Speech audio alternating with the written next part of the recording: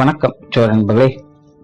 2025 August மாத கிரக அமைப்புகளின்படி மகர ராசிக்கான பலன். இந்த மாதம் உங்களுடைய ராசிநாதன் ராசிக்கு 3ஆம் இடத்துல வக்ரகதியில் செயல்பட்டு வர்றாங்க. அதனால மகர ராசிக்காரங்களுக்கு இந்த மாதம் ஒரு கலவையான மாதமாக தான் இருக்கும். பொதுவாக மகர ராசிக்காரங்க தன்னம்பிக்கையோடும் தைரியத்தோடும் செயல்பட்டு வருவீங்க. இருந்தாலும் மனதில் உள்ள சில குழப்பங்கள் தடுமாற்றங்கள் இருந்துகிட்டு தான் இருக்கும். எதை எடுத்தாலும் செய்யலாமா வேண்டாமா அப்படிங்கிற ஒரு தடுமாற்றம் இருந்துகிட்டு தான் இருக்கும். அதனால ரொம்பவுமே பொறுமையும் நிதானம் தேவைப்படும். பேச்சுவார்த்தைகள் சாதகமாக இருக்கும்.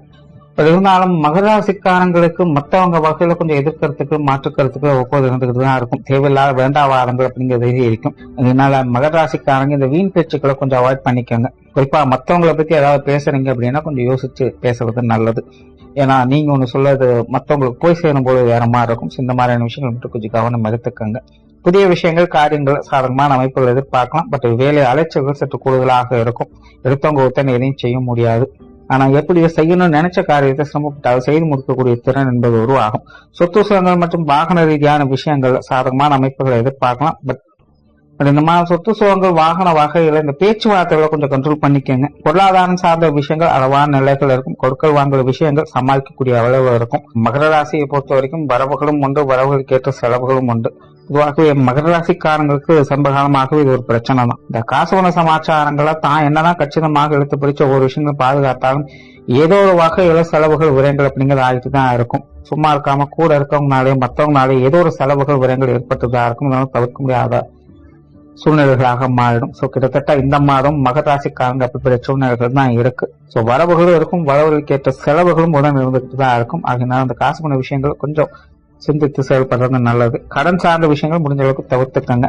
பொது விஷயங்கள் மற்றும் பொது காரியங்கள சாதகமான அமைப்புகள் உண்டு. பேச்சுவார்த்தைகள் மட்டும் நிதானம் தேவை. மற்றபடி விஷயங்கள் காரியங்கள் சாதகமான விஷயங்களை எதிர்பார்க்கலாம்.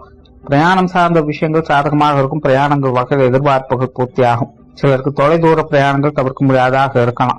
மகர ராசிக்காரங்களுக்கு வெளியிடங்களிலிருந்து வரக்கூடிய செய்திகளும் சிறப்பாகவே அமையும். ஆன்மீக ரீதியான விஷயங்கள் சாதகமாக இருக்கு.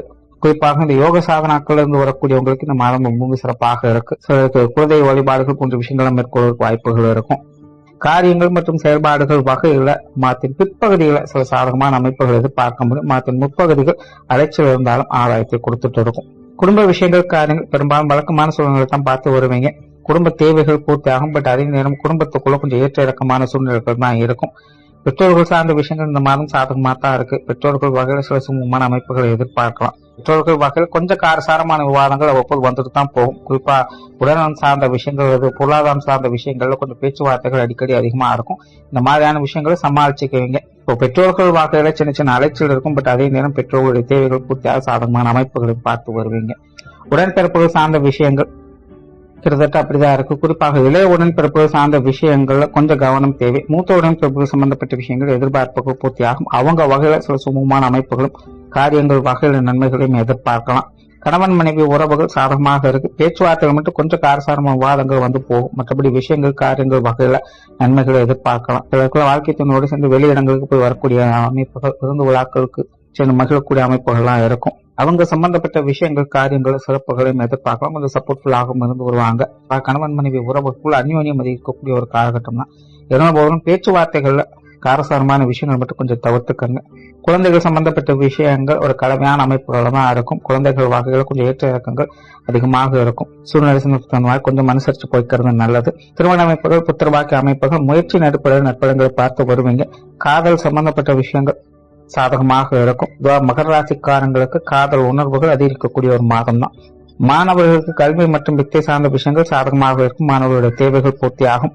மாணவர்களுக்கு கூட இருக்கிறவங்க கொஞ்சம் தேவையில்லாத டென்ஷனை ஏற்படுத்துவாங்க. இந்த மாதிரியான விஷயங்களை மட்டும் கவனம் எடுத்துக்கோங்க. மற்றபடி கல்வி வித்தைகள் எதிர்பார்ப்புகள் பூர்த்தியாகும். சாதகமான அமைப்புகளையும் எதிர்பார்க்கலாம்.